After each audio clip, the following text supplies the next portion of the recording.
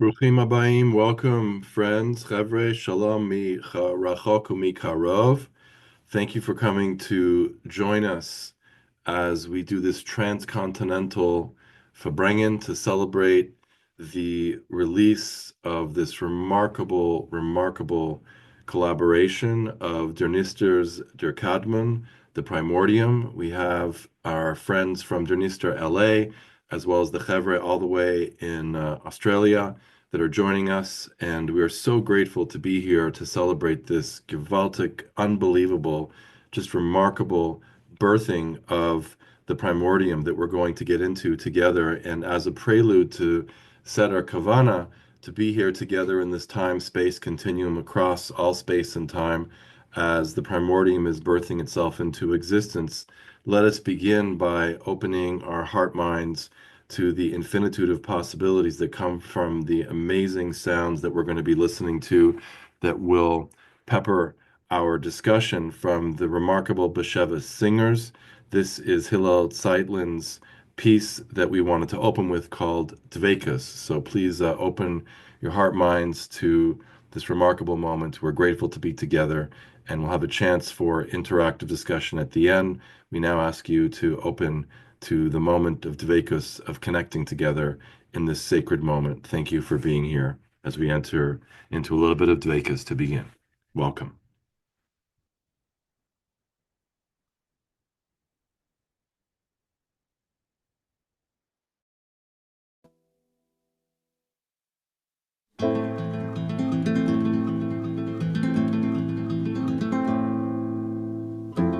Komm nur zu mir, du was meine Schamme brennt in Reichek zu dir.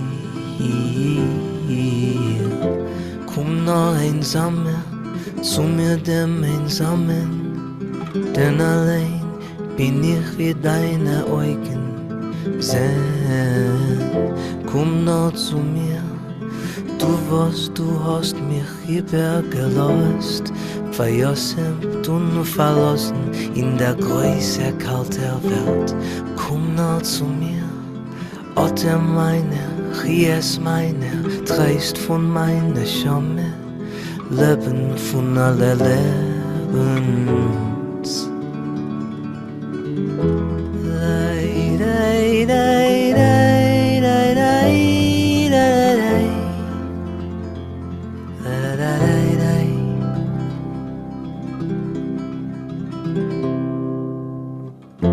Ich hab kein Werte nicht, kann es nicht aufklären. Das, was kommt, war in mir, die Größkeit von dem Unendlichen. Das, was Millionen Welten halten nicht auf, halt einmal auf das Herz von dem Menschen.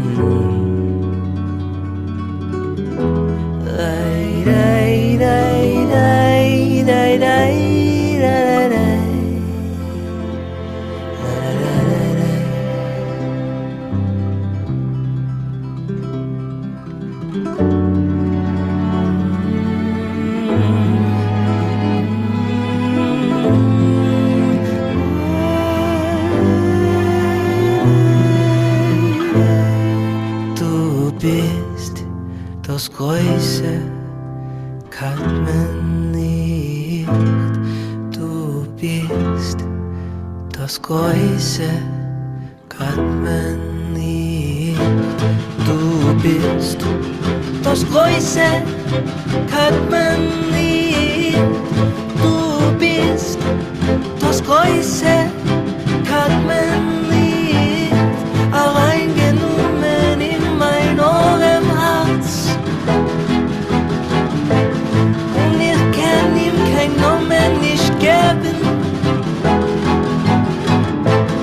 Du bist das Größe, kann man nicht. Du bist das Größe, kann man nicht.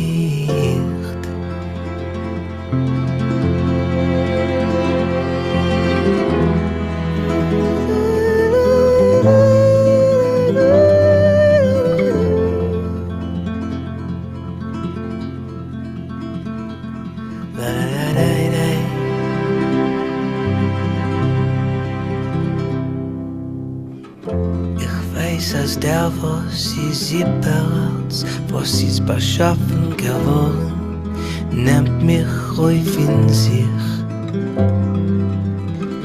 In Schatten von seiner Hand behält mich und äußer alle Welten stellt mich. Unvereinigend ich sich mit ihm, schweb ich über alle Himmeln. Ich sitz mir auf mein Bett und als ist in mir, bin ich euch äußer alle Welten.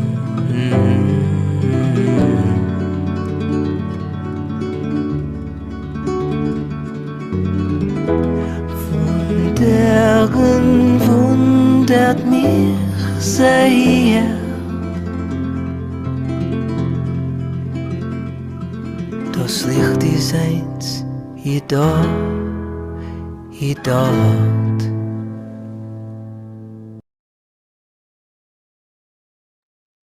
Ah, amazing, amazing, wonderful. So gewalt. It's wonderful to be here with all of you. Transcontinental connection for bringing here to celebrate the release of Der Kadman, Der Nister's completely hidden and mysterious work that has been inimitably translated by the remarkable Nathan Wolski, Tunni. Um, uh, Kraus has also illustrated this with his incredible artwork, and we just heard the amazing Gewaltic sounds of the Bashevis singers. If you have not heard them yet, you must listen to the Songs of Infinity by Hillel Zeitlin. And this was just one of the many that peeks into Dear Codman. We notice the primordial light is peeking in ever so slightly. Husky and Gid are here as well. So we are just so blessed to be able to share in this remarkable celebration. So we have a number, and also, most importantly, Dear Nister Los Angeles, the Heilige Zach Golden and Henry Hollander are here as well. And we welcome all of you to be with us to celebrate this moment together. We'll have some opportunities if you want to put questions in the chat for Q&A near the end. We'll have an opportunity to engage the authors, the illustrators, and the musicians as well together. So I wanted to start, Nathan, and to ask you, why is it that this is considered to be the most Nister of Der Nister's creations? It seems like it was very misunderstood at the time that it was originally written in 1910. So give us a little bit of background as to why this has languished in obscurity, and particularly what drew you to this remarkable piece of modernist Yiddish mystical literature.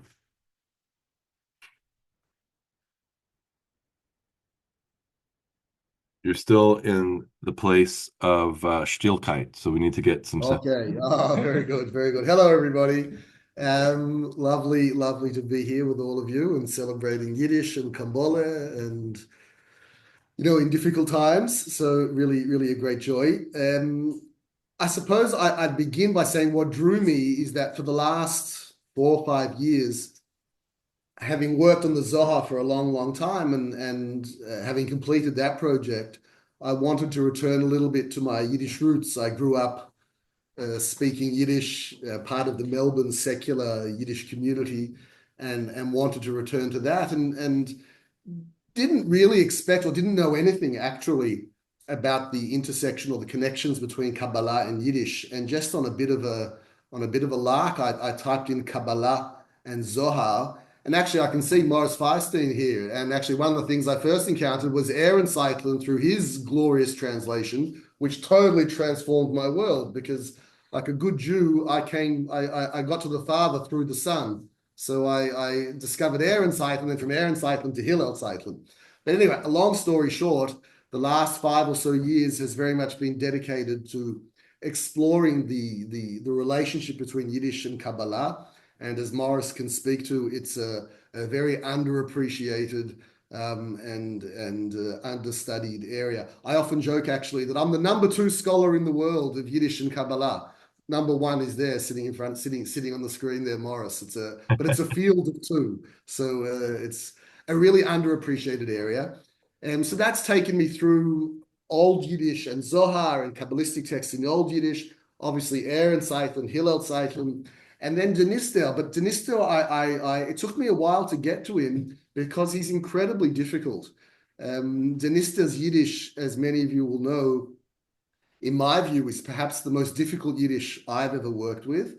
And even though I grew up speaking Yiddish and made a slow return to Yiddish, it took me a long time till I felt comfortable to tackle Der Kadmen, which is incredibly difficult.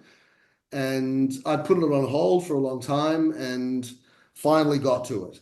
You asked why it's been forgotten or why it hasn't been read. I guess there are two. On the one hand, I want to blame Peretz, but that seems very unfair. Peretz, who didn't understand it and criticized it because he didn't understand it. But that actually points to a broader issue, that the worlds of Yiddish and the worlds of Kabbalah really didn't intersect in modern Yiddish, aside from the Zeitlin families and maybe a few others. They really didn't intersect. So it's a case of texts falling in the cracks, even as Nister was named as, by Shmuel Niger as lying at the center of the Yiddish literary pantheon. And of course, his novel, The Family Mashper, is arguably the greatest Yiddish novel ever written, and his short stories rival Kafka's.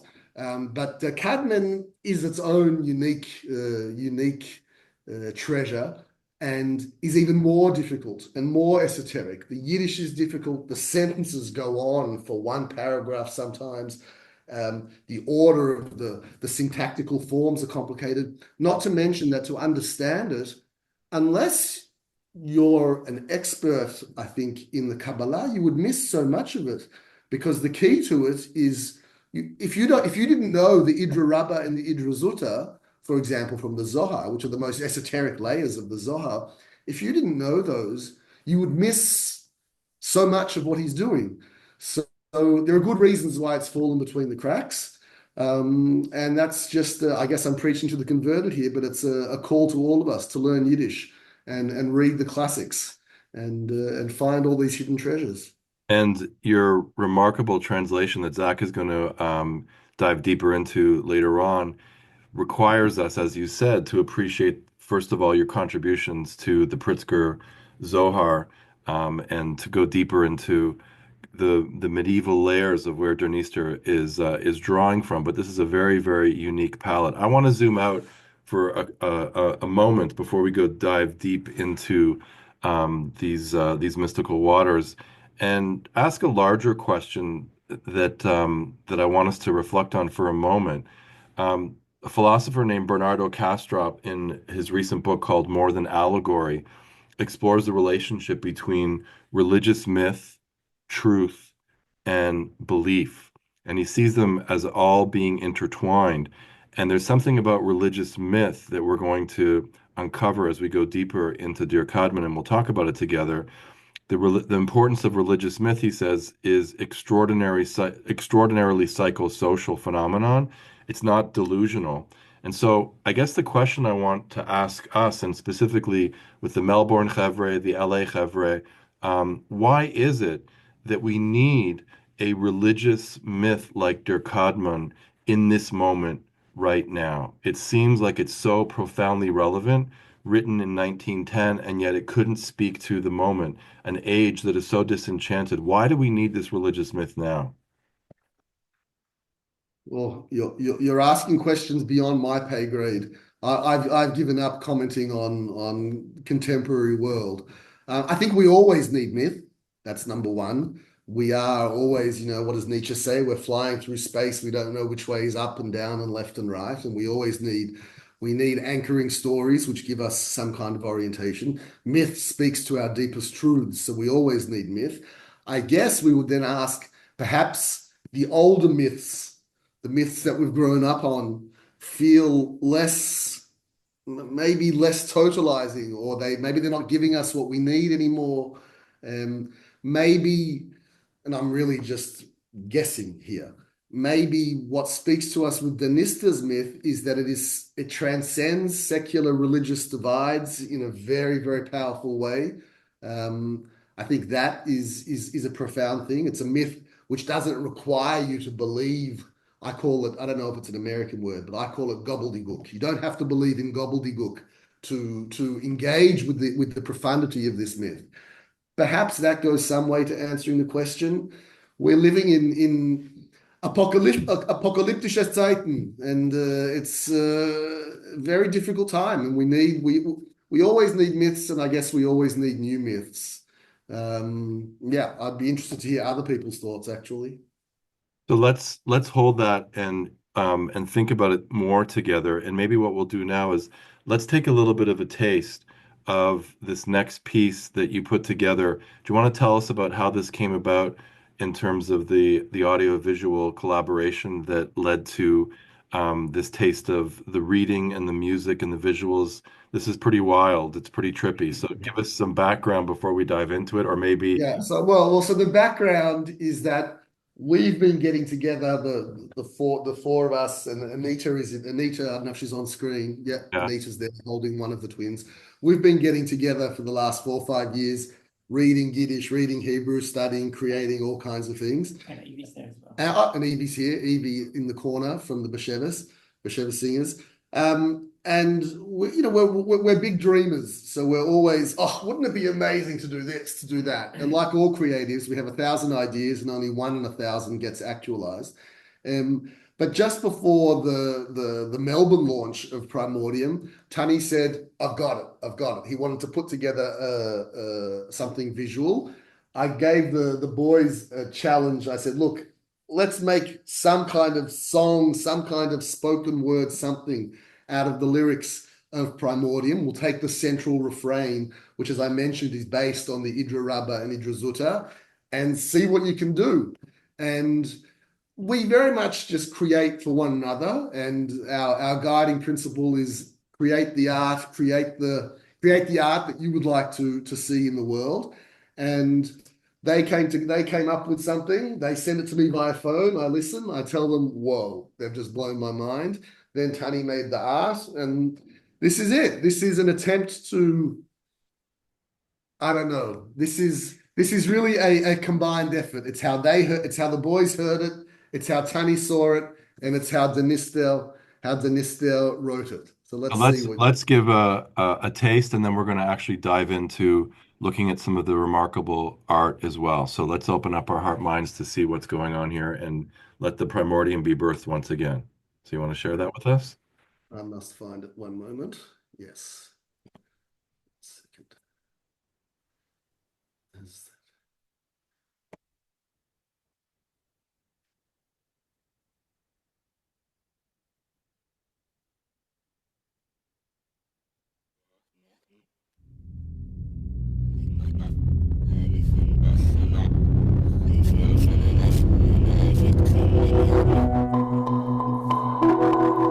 Verheulen wie Musik, was kommt von weit, weit, die erste und größte Weltpoeme. Und eure zum Zeiten, Anrie und Anschmier und nicht Gesehene und nicht Gehörte, seien dick nicht geworden, von nicht geworden zu nicht geworden. Und nicht anheimend sich geendigt.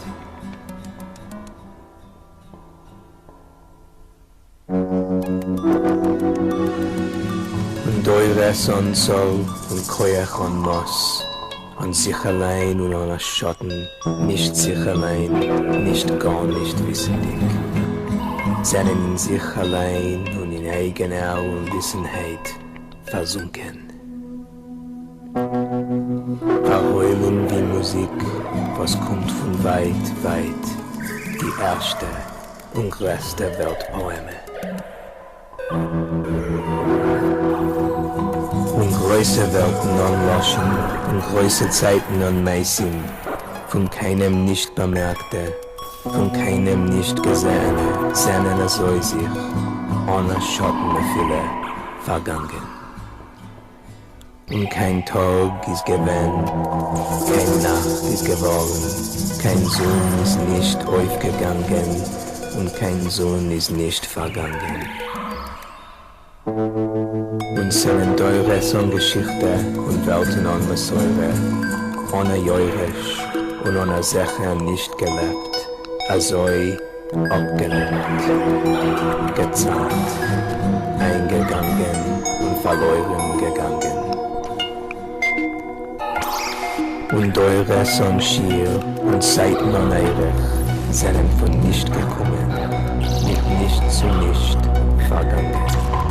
Dies verheulen die Musik, was kommt von weit, weit, die erste und größte Welträume. Die erste und größte Welträume. Die erste und größte Welträume.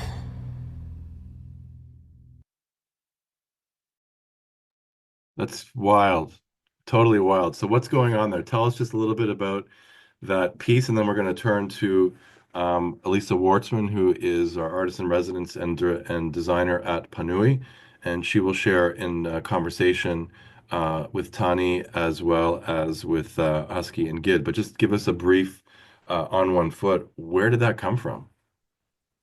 Well, I'll let I'll let the artists, the musicians answer. I'll just say that one of my meta principles, I guess, in everything I do is to not even to try, I guess, to try and show, but to try and make Yiddishkeit, Judaism, Torah, Yiddish, to make it look and sound different. Actually, not to make it look and sound different because it's much more diverse than what most of us are exposed to. So to just show it in its full creativity.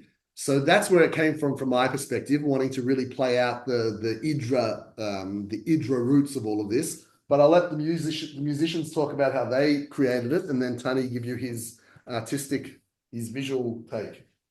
Great. Well, I think the idea musically was, the Nister story, as you may have noticed a little bit from those words, and you'll hear more about it, sort of takes place, well, I think, outside of time, which means it kind of spans from before the beginning to beyond the end, which maybe is the same place.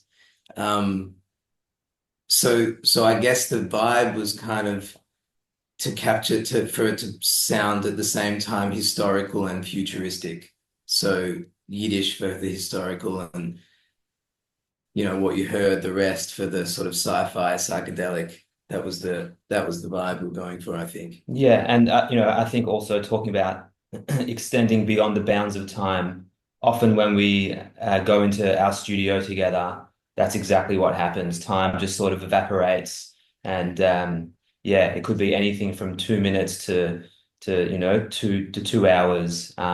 And I think that is reflected in what came out in the piece. Husky just used the word, before I hand over to Tunni, Husky just used the word futuristic and sci-fi, and that's exactly right, because the art we chose, I mean, the work itself was, the Nister's work is a work of modernism, of high Yiddish modernism, and the art that Tunni will speak to in a moment was also very modernist and very futuristic to a degree. Even the typeface that Tunni created for the book itself was designed to try and make it as though to make Yiddish look different from however you've previously encountered Yiddish. So that futuristic sci-fi, Doctor Who. I mean, obviously the image of the blacksmith comes straight out of the Idra. So on the one hand, you might look at what we're doing and think, what are you talking about? Das ist nicht Yiddishkeit. Und wann kommt das? You might wonder where's that coming from? But actually, that image of the sparks is one of the central images used by the Zohar to depict the primordial worlds.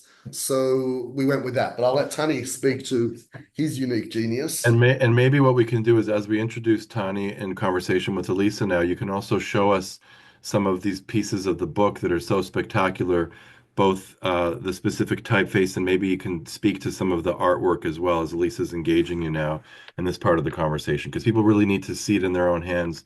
And I've put a link in the chat for those that don't have it in their hands yet, how to be able to get it into your hands soon. So Tunni, why don't you engage with Elyssa now and do some screen sharing so we can see the spectacular, sublime work that you've created. Which Great. you want the cover or what do you want? Yeah, the cover's good. But just to speak to that video, I guess what the modernists gave us and that we can now use in I guess contemporary art is the conceptual elements that travel between mediums. So even though that video looks so different to the book and the paintings in the book look so different to the little illustrative diagrams, is that we can play with those concepts. So in some ways that video shows elements of the infinite circle morphing into this rigid square, or the spiral which becomes this Ouroboros, or the spark of impenetrable darkness. What those modernists 100 years ago gave us, they gave us the luxury today to be able to have the freedom to play with that symbolism and play with medium. So we can here combine traditional oil on canvas paintings with sound and video, and we can just surf between mediums without having to worry too much.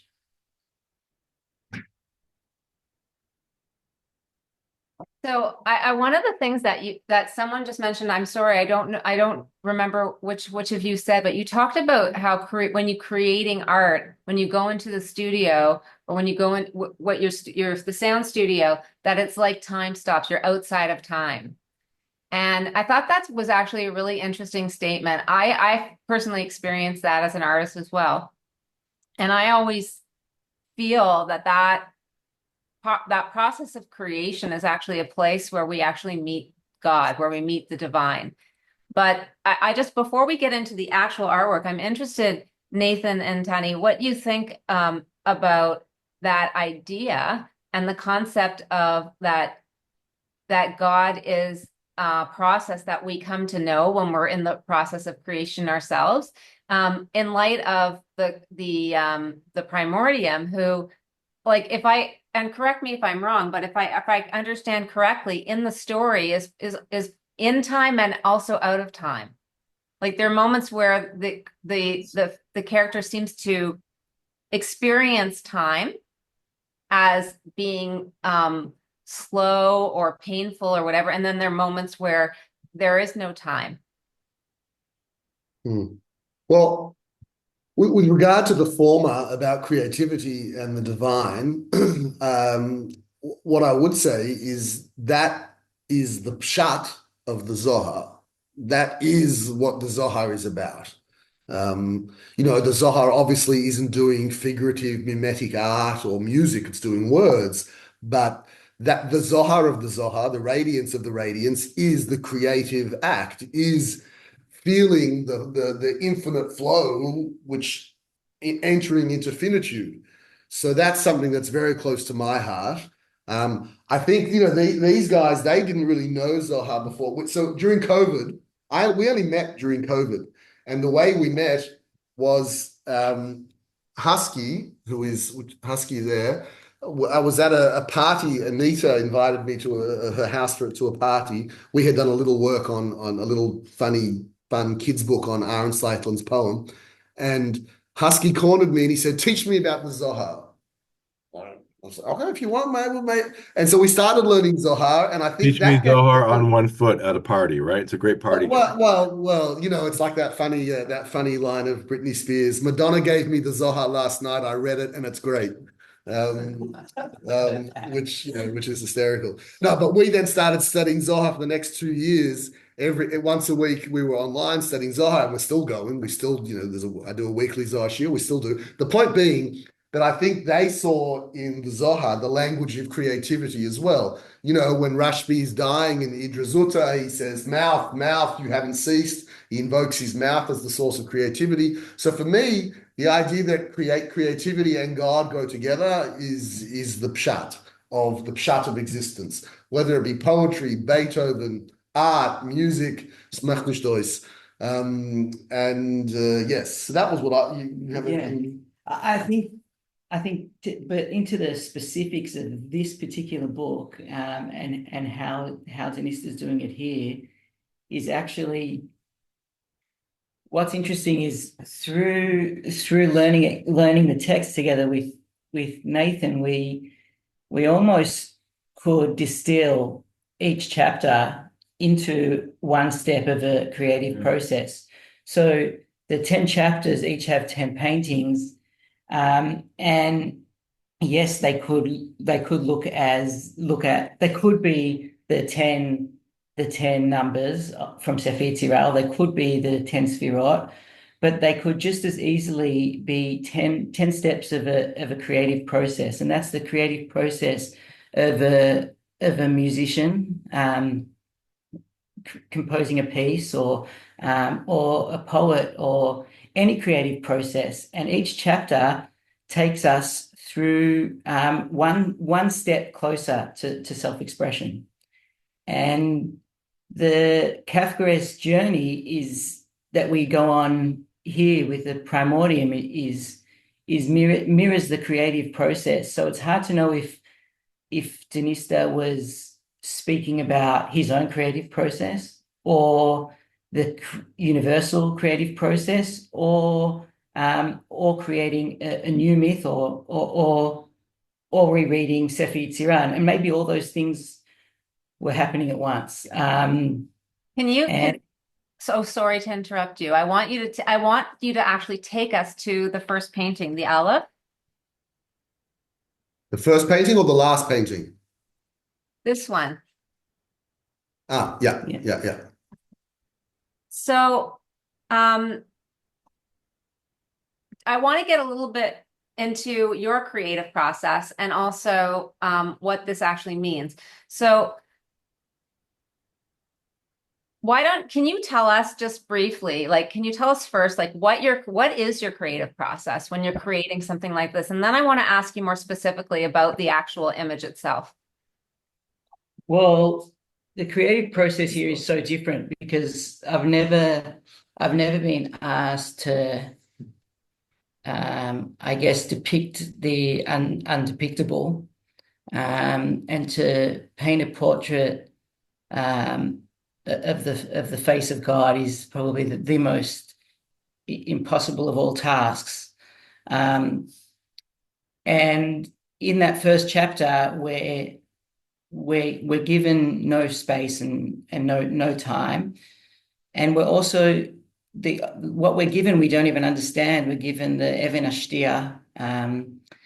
So where do we start? And what Nathan suggested here was taking inspiration, and as soon as I delved deeper into Elyssitsky's work, I saw that the answer to depicting the infinite is through Elyssitsky's geometric abstraction. And it's fascinating because Elyssitsky's story, he went from sketching shuls to doing the most famous of his early folk Yiddish art is his Chagadia, which are incredible works, but are so different to where he moves, because he moves from doing these very traditional folk art to then jumping into Hebrew typography and Russian typography, and he becomes famous for this territorial rivalry that he could create with his work and with his compositions. But most importantly, it was through a series of prune, where we found it spoke most to the artwork, that was going to allow us to jump out of any form of linear perspective. It was going to, I guess, allow us to break free of all the physical boundaries that an artwork would usually have. So we can see on the front cover there's a small dot, and that's the small dot that also exists here on our first painting. And it's possible that that's the unknowable point that we start with. but it's also the same point that Elyssa uses in his prune compositions. And that point is there to tell us that actually the composition that we're looking at can actually be looked at from another perspective and from another perspective. So once we start looking at our composition without the regular linear perspective, we can see that here we have no line of measure and no space and no depth and breadth. And that's where we start in this first composition. There's no three-dimensionality. We're in a 2D space with no beginning and no end. And we have this supernal point, like the calligrapher's first dot on a canvas. So in some ways we've broken the silence, but we're not going anywhere. I want to jump in because Tunni he might not even be aware of what he's doing right now. He's speaking Zoharic, which is really interesting. He's talking about supernal point, line of measure, no breadth. He's actually just quoting Zoharic texts that we've been studying for the last couple of years, which actually I think is very, very interesting, that the language of the Zohar, which isn't art, but is words, but often uses geometric shapes, line, point, womb, palace, and so on. He's used that. That became the language that he could use. That Zoharic plus Elyssa became his language. Yeah. Yeah, that's fascinating. Tunni, you in your artist statement, you talked about the birth of Primordium being like in a state of mechanical flux. Can you tell me a little bit more about what you mean by that and show us in this image, because this image relates to that first birthing, how we can understand that mechanical flux? Is that just another way of saying multiple perspectives? It is multiple perspectives, definitely, but it's also the progression that we have from this painting to the next painting. And in the little diagrams that jump in between each one, we sort of can see how we move from a single point and how that single point can split the same way a heart can split, and we can create a second dimension and a third dimension. Mm. So the flux starts happening through the antagonism of silence and the way silence plagues the primordium. Here we start with unease, and that unease, the heart asks unease, who are you? And he has to define himself, and that's the unease that we have in the silence that the musician has before he plucks the first string of the guitar, and the unease that we have when we have a perfect white canvas. It's like the breaking of that symmetry is the beginning of the flux. And the flux continues with, like, when we're looking now at the beginning of the third chapter, where we have the center of Aleph. So where, as the primordium develops, he develops Hebrew letters begin to form. And here we have movement, but the movement that we have, no matter where the primordium goes, he will only get to zero, and then his curiosity will force him to start again. So the flux keeps building. With the first encounter, we start seeing more of the primordium start to build, but through his development of limbs, we start seeing the letters of Yud Hey Vav Hey begin to form, but also the letters of Ayin, of nothing, begin to form. So if we jump up to, say, projections,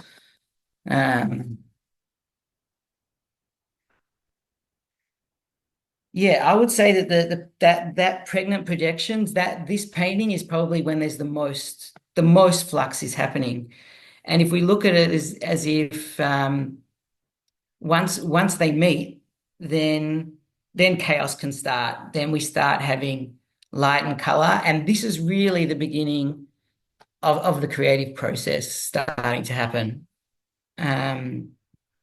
So what you're saying is absolutely fascinating. I just want to go back for a second though to Aleph, the image Aleph, and then the one, because I want to make sure that everybody who is not coming from a visual background understands what you're doing with line and form, and how you're using the language of color, line, and form to express this continuity of creation and the mechanical flux. So here we have the line, and we have this red form. And if you go to the next painting, and then of course the white background, the canvas, you see the same line and the same red shape, but they're starting to unfold or unwind.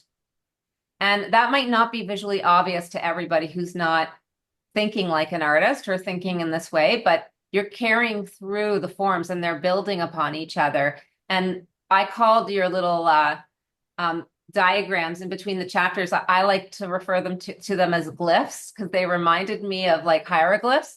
And they're basically telling the story about how the forms can break down or can be seen from multiple perspectives. And so you've just made Tunni's day, because Tunni referred to them as glyphs and as hieroglyphs, and that they were another way of telling the story. Oh my goodness. You've just, there's no greater joy as a reader than being read well, and there's obviously no greater joy as an artist in being understood. So I got you. We're on the same wavelength. Okay. Yeah, I really found that fascinating because there's this game that it's like a learning game that sometimes kids do, where they're given like shapes, and then there's a big shape on a card, and they have to figure out how those other shapes make the larger shape. And in terms of the process of creation, it's very interesting for us to think about that pictorially, how there's something or nothing, and that becomes something else or nothing else. So that's really interesting. Let me ask you about this other concept that what we know that like when in Lissitzky's work, so he was taking one art style and sort of transforming it into something new by including these mixed perspectives and these other aspects, taking something that was more like flat and then and bring in these other multiple perspectives to create conceptualism. But what I'm interested in is that constructivism. So I've read that style is basically a corrective style. I don't know if you're familiar with this way of describing it, that it's trying to build, and this also goes back to the Russian Revolution and the ideology that came into some of these movements, the idea of taking the parts that you have and building or engineering something that's better. And this idea of correcting something or of taking these parts reminded me a lot of an idea in Judaism called tikkun olam, of creating a new world or embettering a world. So I wanted to ask both you and Nathan. So I'll start with you, Tunni. When you were creating these works, was there any concept of building a better world or creating a correction that needed to happen that was reflected in Der Nister? And Nathan, I want to ask you whether there's any aspect of this myth that itself is a corrective creative myth, like creation myth. in what way could we possibly see this as correcting something that was going on the wrong track, let's say, or that needed to be improved, that needed a tikkun from another earlier creation myth? Yeah, a very interesting question. I don't have particularly well thought out thoughts about that, but to say, in terms of tikkun olam, bettering the world, look, from my perspective, poetry, music, art, Torah, and I see them as Hainu Hach, poetry and Torah. It's the only resistance. In the age of late capitalism, I don't know what else is worth doing other than creating and trying to engage with the sublime. Bringing Yiddish back in this age of ich will nicht reden wegen Politiker, es ist nicht scheich. Bringing Yiddish back is always important. A corrective in Denister's time. Look, Denister certainly saw it that way insofar as the conceit of the work is that he's giving us the lost Yiddish chapters of Sefer Yetzirah, which is hysterical, which is brilliant. I guess there's always, we always, in a tradition as old as ours, the invitation to create and not just be passive recipients, but to boldly step into the tradition and assert one's right and creative space. That's always important. A corrective. I don't know if there's much to add to the Zohar. Like Hillel said, ich bin a Zohar Mensch. I'm a Zohar person, so the Zohar is genug for me. However, we do need to add the psychological complexities and torments of modernity, which Denister's myth obviously adds. The simple myth of creation, Vayomer Elohim Vayehi Or. Our world is so complex and so broken and so shattered that a myth which doesn't take into consideration the existential torments of the creator, the fact that the distance between 1 and 0, between creation and oblivion, is so thin. I think that's a necessary corrective. Yeah, I mean, the paradox of, how do we have something from nothing, which is what this book is about. It asks the question does a revolution, do we have to burn down everything and destroy everything for a revolution? Or can we use fragments and parts and rebuild from fragments and parts? And so with Aubrey's question in the beginning, maybe Elyssa, what was amazing about his answer was, in a revolutionary time, he did constructivism, but also had suprematism. And what was interesting in those art movements was they were looking at the personal, mythical, psychological, and through the self, reimagining a future. And all his architectural drawings and his typographies, they were reimaginations of society, of where society can go. So with each of these chapters asking different questions, maybe the question of what is beauty becomes important. And so for that question, for example, here Denister's offering beauty as not being anything rather than the flux you spoke about earlier, the process of becoming. It's the breaking of the repetition. It's meeting the shadow self that we have in I think it's chapter 6, and working through our own personal turmoil and shattering our own personal geometry and reconfiguring our own hearts and our own brains and our own limbs. Only through pulling ourselves apart can we maybe then start to deal with some of those questions. But even then, those questions still maybe only stay on an individual, personal, emotional level, because the idea of infinity here, in some ways, that we're dealing with throughout the book, and especially we see it with the chapter with the hay and the yearning. Denister's way of dealing with infinity is there's no mathematical dedication to counting or any technicalities that we have in Sefer Yetzirah. It's through a deep sitting with oneself and forcing the self-expression and looking for the inspiration within us, where we start to be able to conceive what infinity is. Never to really get there, only to touch it and be thrown back to zero again. Maybe I'll just add for 1 second that the pshat of Bereshit Aleph is B'Tselem Elohim. Okay, fine, good. The medieval philosophers made that the intellect. Okay. The Zohar and the Kabbalists always understood that really in an embodied psychological, physiological way, which is really important.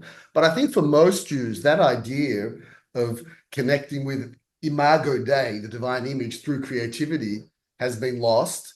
And Nister really shines a light on that. And it's not totally new. It's there in Bereshit Aleph. It's there in Chazal. It's there certainly in the Kabbalistic tradition. But most Yidden certainly are not engaging with that idea. And so if you want to find a corrective about seeing the divine within and through the creative, then let it be that, because that's all we got. Yeah. I think that's a wonderful segue, especially as we think of being, non-being that are co-rising together through the turmoil of artistic creation, and maybe we could say corrective or enhancement or adornment, to turn to our co-revolutionary chevre all the way out in LA. Zach has been very patient, and he is a Yiddish specialist, so I want to give him a chance to dive a little deeper into some of the things that you're noticing, Zach, that are of interest for your chevre as well. So let's welcome Zach and Dernister LA and Henry Hollander and the Boy Chicks and just the amazing work that you're doing. Tell us a little bit about why you've decided to call your collective Dernister. No one has revealed the true name. It's a nom de plume, but tell us what's the story behind the name of Dernister as the person and also as the place, and then Yeah, go back to a little music later on. So, Zach, sure. Sure. First of all, great to see the folks in Australia again. If you're interested in reading about their last album that came out, Songs to Infinity, that was the last Yiddish piece I submitted while I was still at the Forverts. So I'll dig it up, share it out. It's a good piece, but even better album. That's all I can say about that. As for why we called it Der Nister, well, at first we're just thinking, okay, what do we call this bizarre project we got going on here? Synagogue, cultural center on the 14th floor of a building in the middle of downtown LA, just random truck horns, clubs. It could be anything. Our first thought was Spring Street Shul because we're on Spring Street. But then Henry suggested Der Nister because he's first person in the world to sell Yiddish books online. He was familiar with some Yiddish writers. I wasn't familiar with that writer as of yet. But when I learned about him and learned how his name literally means the hidden, which is our place is hidden, hard to find. And that it was Yiddish and that he had these close connections to these beautiful ideas of God being hidden, which he was inspired by Rabbi Nachman of Breslov, who eventually came up with that statement that became a popular song, that God is in the hidden. I thought that was a nice take to kind of demonstrate who we are, that where we are is hidden, what we do is hidden, but really something special happens here specifically because it's hidden, even though it's hidden. And so, but we've never done an event so far. We've done a bit of reading. Malka Iris on here has led a little bit of a lane cries with one of Der Nister's short stories, but we haven't really done a full event about anything from Der Nister in all these years. So this is a fantastic place to start, and I'm very I'm very grateful. So I want to start with something very wild to me about Der Nister, about the story, about the Yiddish in the story. So first of all, it reads very straightforward. And it's not straightforward, but what I mean by that is that it's a narrative. This is a story that's being told the entire time. But there are little hints and little references, especially at the beginning and the end, to little jokes in Yiddish that I think he's making, and I want to spend a moment to point them out. First of all, when he's talking about Bracious, zum allem ersten, I haven't looked it up, but this is generally how a taich would go, that you would start with the very first word of the whole parsha, of the whole thing. You'd give the first few words, and then you'd give the explanation. The very fact that he teiches, that he translates Bracious into something else, is a throwback to the traditional sort of Yiddish commentaries on Chumash, on Talmud, anything like that. He could have left it as it was. He didn't have to translate it. His choice to translate himself is a throwback to other Yiddish work. The second thing I want to point out is I want to spoil the ending for everyone. And I'm sorry, but I have to, because this is the most profound joke in the entire book, which is that when Silence, the long-standing, growing maternal competitor to Der Cadman, the Primordium, starts emerging and he confronts Silence, and there's this confrontation that happens. The first thing that happens is the atoms collide with each other. In other words, what is he saying? He's saying this is the process before the Big Bang, right? But what's the joke? The joke is that the word atom sounds a lot like the word breath. Atom. Let me just read the very end here. Der Cadman hat sich herausgesagt, warum der erste Atom hat in der Rege dem zweiten begegnet. So atom, like atom, is a lot like Adam Harishon, Adam der Cadman, and also autumn in Yiddish meaning breath. And of course, it was breath in which the world, much of the souls of the world were created, and that sort of thing. Yes, go ahead. I hate it when someone points out something that I missed. I hate that.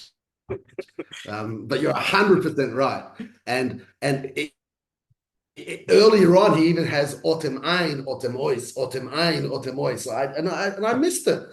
It's keynote. It's keynote republish. I'll tell you the truth, though. I only realized that because you managed to point out in the back of your book many of the other fun sorts of things that happen in there. So, for the example, some of the examples I wanted to give was the primordial nu. I mean, so this is a guy trying to tell a serious story about Kabbalah, and he says the most essential question we must ask ourselves is nu, and you write it out. You write it out on the back, and what is he doing in there? In this point, the Cadman is talking about, okay, like now that Silence is confronting me, like, okay, what then? Like asking the next question forward. The next question forward is open-ended, and to think that you don't have to go to some foreign place. You can think, what is the most primordial question I as a Yid have? I as a Yid, my question is nu. And so I wanted to point that out, and I wanted to hear your thoughts on like just how much of a slapper I would say the punchline of nu is on this whole epic. Yeah. I don't remember if I did. Can't even recall whether I wrote a footnote about it, but it really is like the cosmic nu. Like, yeah.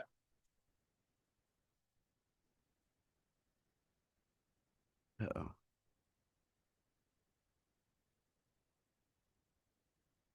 We may be frozen in the primordium right now. So let's wait for them to come back. But Zach, keep going in terms of just parsing out some of the. There we go. Okay. The cosmic nu is like the Yiddish Zen master giving you a slap on the back of the head. No. The cosmic nu is like the way the Chassid left, that it's been that the Lech Lecha is not just said to Avram Avinu, but is said to everybody. that we're all told, Lech Lecha, where are you going to go? Or, I once had a teacher who told me that the universe is asking you a question, and you, what will you be? But the cosmic nu is noch besser. Nu, Well, nu, and wer bist to me, du? it's like it answers the question, why was this written in Yiddish? Because it didn't have to be. It didn't have to be Yiddish. I'm certain he knew other languages for that matter. But there is something he's trying to zero in on ineffable aspects of Yiddish. I want to point out one more, that a word you translated as intimate at the very beginning, which is, in my opinion, a very correct translation. But at the same time, like, I think that people here would find very funny. Here it is. So this is when the right the beginning of chapter 2, when the Primordium is just in the great sleep, and suddenly there's breath coming, and the Primordium is going from this higher state into this more immediate one. And how does der Nister describe it? Also hat der Kadmin von sein friediger weiteren Umwissender heuch, wie in sein heimisches eigens und wissiges Itzter Arop niederen sich der field. And I just love that he decides to use the word Hamish to describe the coming to himself, the comfort in himself, like the lowering of himself into who he is. It's Hamish. That is such a strange, like that is such a strange word. I want to see if you maybe have a follow-up comment on how Hamish becomes the word, and how intimate fits that well in this particular circumstance. It's funny, we were just talking about the word Heimliche in Sutzkever just the other day. We're now tackling Sutzkever together. And people might be familiar from the psychoanalytic tradition with Freud and Heimlich and the Heimlich, and the strange and the uncanny and Hamish. So much of to focus in on one word is very difficult, but so much of the language of this book is gorgeous. His language is lush. In your mouth, to read it out loud is a joy. Oftentimes when we were reading it, we found ourselves laughing at just the extraordinary, how bold he was in his imagery. I don't think we zoomed in on Hamish back then, but you're 100% right. This work, every sentence is a joy. I know Husky went and read it after we did it together in English. Husky then went and did it with his mum. His mother obviously is a fluent Yiddish reader, and they were just in awe of the kinds of Yiddish, the word choice, the liturgical mantra-like feel of the Yiddish sentences. So yeah, 100%. But about Hamish, I don't have profound thoughts other than it's all gorgeous. And so that gives me a good chance to follow up, because the art. Now let's go to the question of not just der Nister's language, but the art of translation itself. When you translate something, you actually have to make a lot of different choices. If I were translating something, or someone else was translating something, it would come out different. Why? Because you're making many different choices along the way, and you do that with a few things in mind: the reader, the writer, and also just your sense of what's going to feel the most capable of conveying the most. So one of the tricky bits of language that der Nister uses that's unusual is his doubling. He often doubles wild, wild, or fast, fast, or things like that. And you let it go kind of as is, although sometimes you change it up to have two different words, even when he uses the same one. There are other sort of things that very much suggest that it's much more a literal translation than rather an explanatory translation. And you leave the footnotes towards the back to do the heavy lifting on the explanatory aspect. Most of the time, I believe you put in one parenthesis to help clarify things for readers. But I want you to maybe talk about what are the choices you made, and how is it that the way it is? Yeah, yeah. Here I need to defer to Danny Matt, who really taught me the art of translating the Zohar. So I worked on two of the volumes of the Pritzker Zohar, and I remember when I met Danny when he first sort of approached me, I said, "Well, share with me some insights on translating." He said,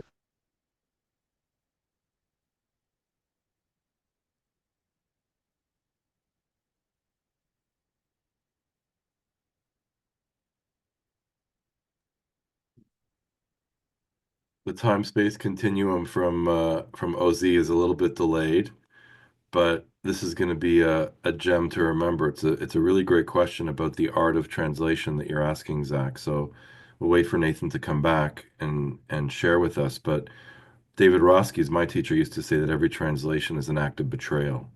So I Yeah. think you're pointing to something a little different here, the playfulness, the humor that's going on. But let's hear what. "Ah, ah, Okay, you back? we lost you. Everyone, Yeah, you were up. What happened? Oh, we lost him. Okay. So it looks like they've gone back into the Primordium itself, which is like pretty wild. I didn't think that was actually going to happen, but they're there. Um, And now back. okay. It's like constant. Actually, one of the other things I was going to mention is that this is a very the modernism comes at both ends. One is the atoms colliding at the beginning, and at the first start, it's a Stollrädel. It's like a flywheel that's sparking yeah. off. And then the coming back and forth is very correct. So there you are back. So I'm back. So I'll just say Ah, poetic and all right. literal. I learned from Danny, but I also learned that rhythm is crucial. Rhythm is crucial, and trying to keep a sense of the rhythm of his sentences. Yes, with the doubling of the words. English is difficult, insofar as things grate on the ear in English that they don't grate in Yiddish, that they don't grate on the ear, or things which are in ganz normal auf Yiddish, aber auf Englisch, es geht nicht. So one always has to make those decisions. And I guess I always had what I really had in my mind was the Pshat, obviously. I also had Kafka and I had Zohar. And one always has an ideal reader in mind. And for me, whenever I'm doing anything Zoharic, the ideal reader is always my teacher, Melilla, who some of you might know. Aubrey obviously knows her very well. Malila Hellner Eshet in Yerushalayim. She's one of Yeah. the master teachers of Zohar there, and she has a wonderful Haskama on the book, which I hope that you'll be able to read when you get it into your hands. So you have Malila in mind. More wichtig is you should read everything that Melilla writes on the Zohar.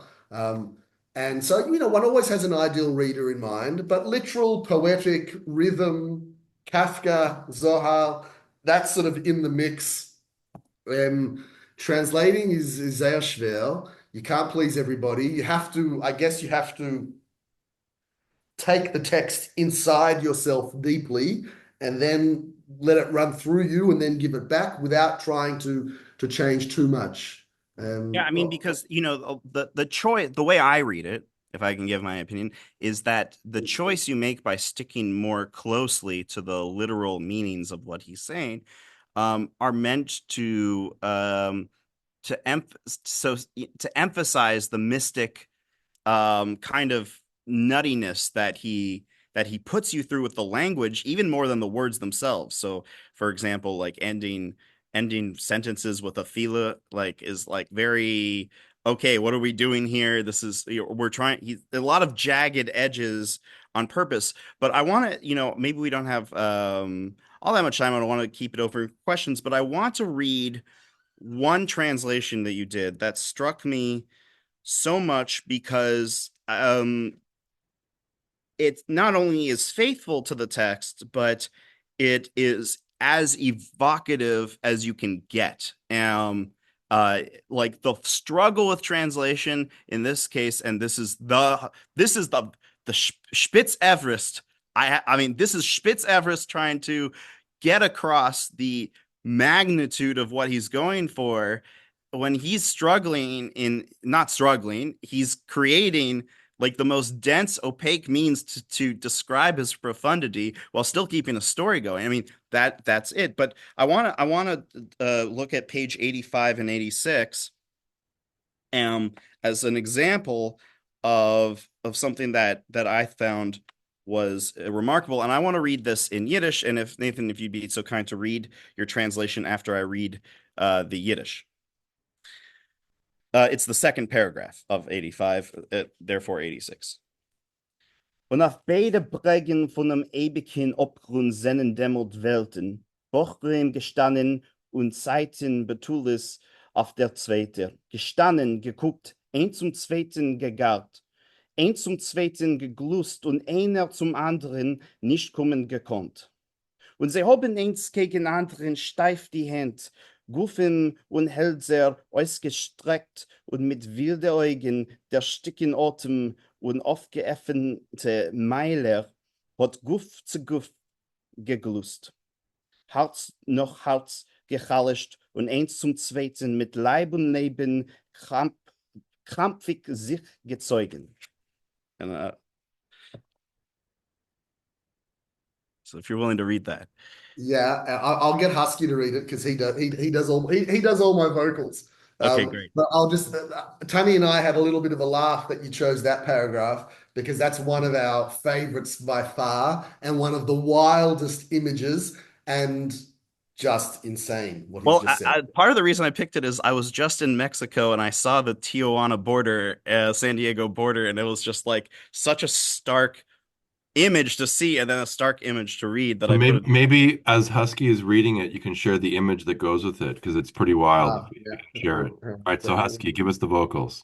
One second. Let me just quickly get up the image.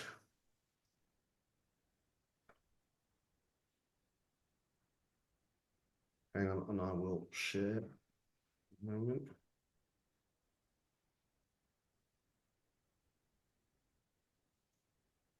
And on both shores of the eternal abyss there stood then young men worlds on one side and maiden times on the other, stood, looked, yearned for one another, longed for one another, but were unable to come to one another.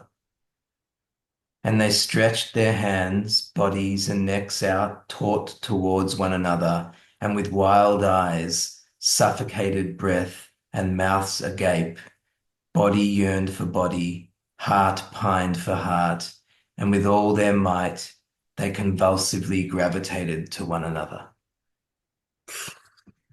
Can I just point to the genius of Tunni here, just quickly, in this image? You can see the same shapes, speaking of what Elyssa was talking about before, the same shapes appearing here, which form these very erotic suggestions of female form. But you also see the same shape from image number 1, but also the letter Yod and the letter Vav, which will become part of the divine name. So And the composition is Hey. And the composition as a whole is a Hey. Yes, so you have Yud, Hey, Vav, Hey encoded into the image. So just a shout out to Tunni, for whom what was really important for him, no gesture, and I guess this is true for every artist, but I learned it from Tunni, that no gesture, no artistic gesture can be in vain. Everything has to be absolutely meaningful and contain the fullness of meaning. And yeah, just a shout out to him. And Rav Aubrey, I'll turn it over maybe to you. Thank you, Zach. This has just been such a remarkable gewaltig Verbringen.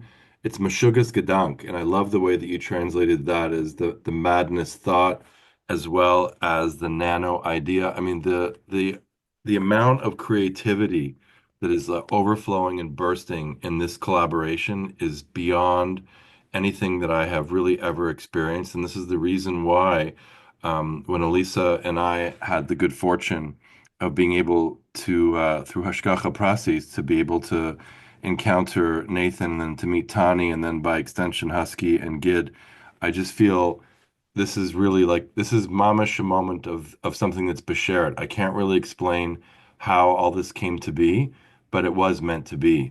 And what I wanted to do was just to open up for a moment, if there's any folks that have questions or comments of these remarkable artists and acrobats and mystics and musicians. If you have any questions that you want to ask, feel free to pop it into the chat.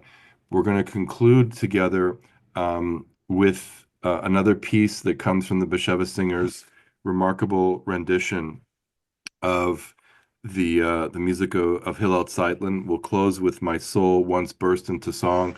We started with Dveikus as a way of trying to connect us all together through space and time continuums from every coast and every time zone. And in a moment, we're going to conclude with that. And I ask you to open your heart minds to really to connect to it because the music is so deep and so profound.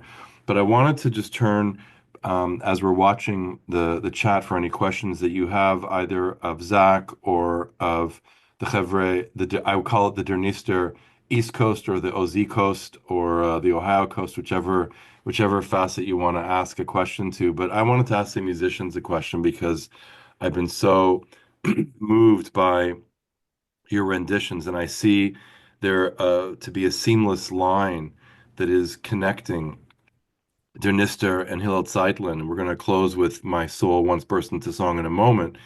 But I wanted to also focus on this this experience that musicians, artists, and mystics have, which was translated here. Nathan, what was your translation of Stillkeit? You called it, did you translate it as stillness or silence? Stillkeit is, well, silence, stillness, it has a variety, but the silence usually. The silence. Okay. So the Stillkeit again is it's so luscious, it's so powerful and so beautiful in terms of your rendition. And I wanted to just turn for a moment to Husky and to Gid again because we began with music and we'll return to music into the infinite pleroma of the primordium. But as musicians, when you encounter this work and you render it and you bring it and you birth it into being through your musical prowess, what's the relationship between Stillkeit, between that stillness that happens before you begin the process of going into and the music together and afterwards? What can you just describe for a moment what that feels like before we return to the songs of infinity, to infinity? Can you share with us a little bit more about that creative process? Because I feel it so deeply in the way that you're connecting to Hillel Zeitlin and also to Dear Codman by extension as well. To me, it's all one. So, what is that?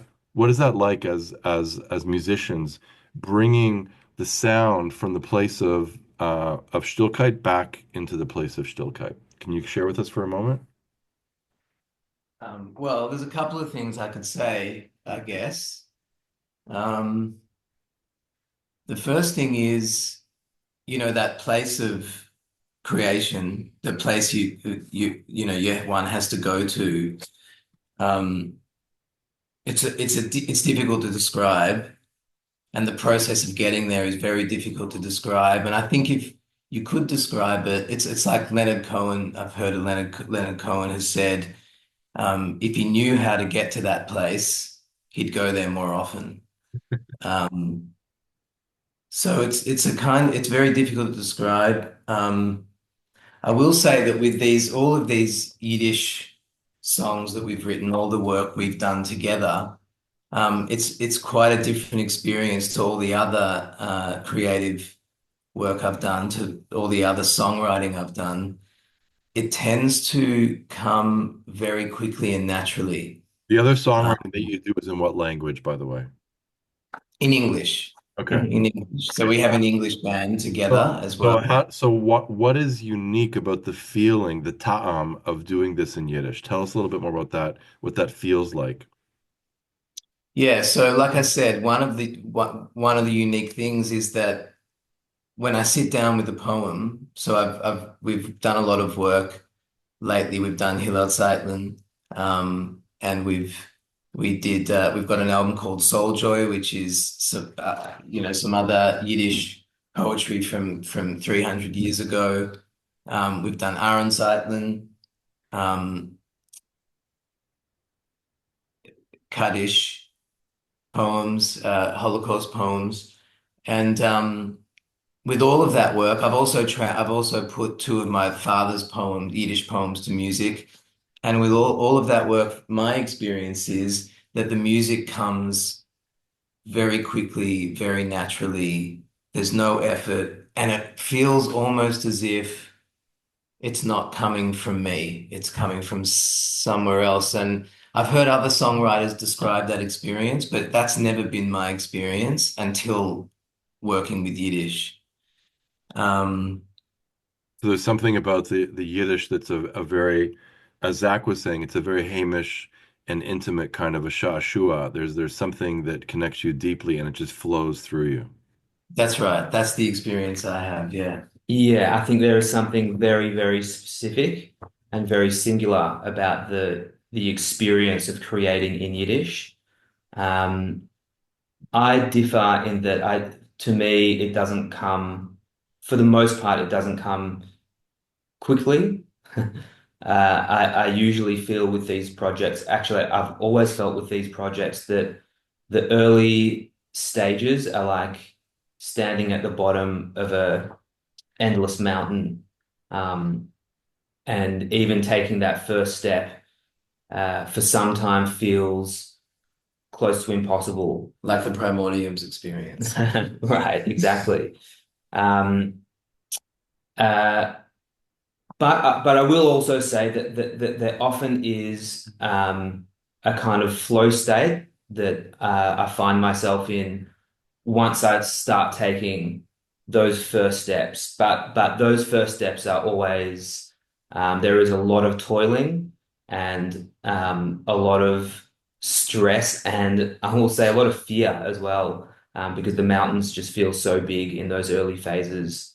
But yeah, it's certainly a different experience to writing and composing in English. It's incredibly powerful, and I didn't think we were going to find our way to close the loop with Leonard Cohen, who obviously is my Rabbi, and There's two. all right, so we'll have to have another conversation about Daniel Kahn's rendition of Hallelujah into Yiddish, different conversation, different time. But the cold and the broken moments of the Primordium, so sublime, so remarkable. Nathan, Tunni, as well as Husky, Gid, and Evie, we are so grateful to you for all you have regenerated and resurrected as a way of correcting and enhancing and adorning the possibility of reimagining what creativity can be. We are so grateful to you, and we're going to bask in the glory of your creative process and the collaborative process, which we really hope will be contagious.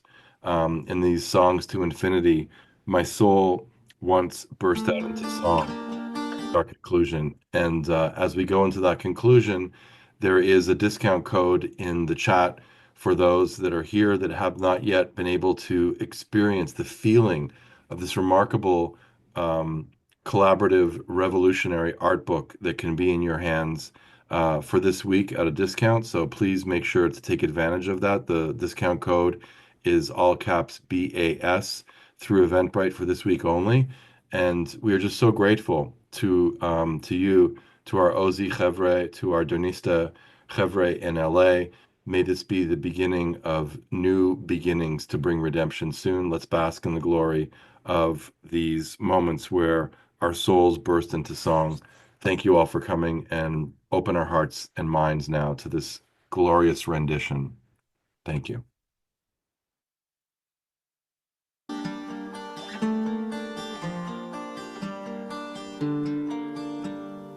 Wie der Reiber flach von Jam, wenn die Sonne zerspiegelt sich in ihm. Azoi hat sich amor, Saisongen die Neshome meine. Wie das neugeborene Kind, wenn sein Auge der spielt im Sonnenstrahl. Azoi hat sich amor, Saisongen die Neshome meine.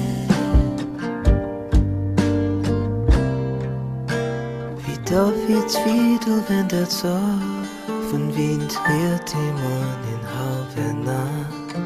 Azoi hat sich amor, Saisongen die Neshome meine.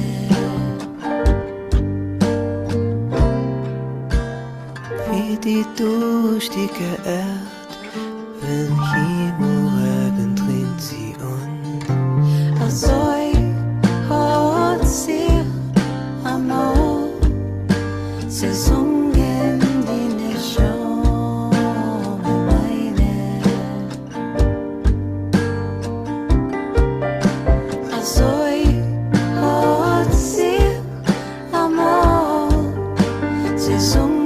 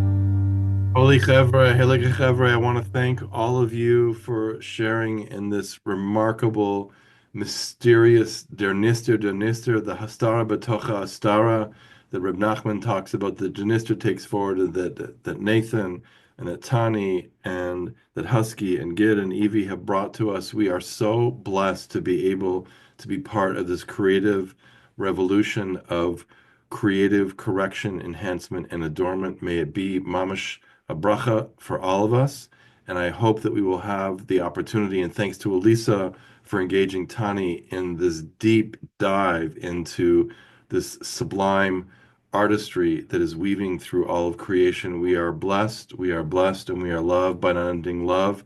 Let it be an inspiration for us to return together soon in all due time, in the time of the endless time of the Primordium. Mamash Toda. Thank you, everybody. Thank you for being here. Gewalt.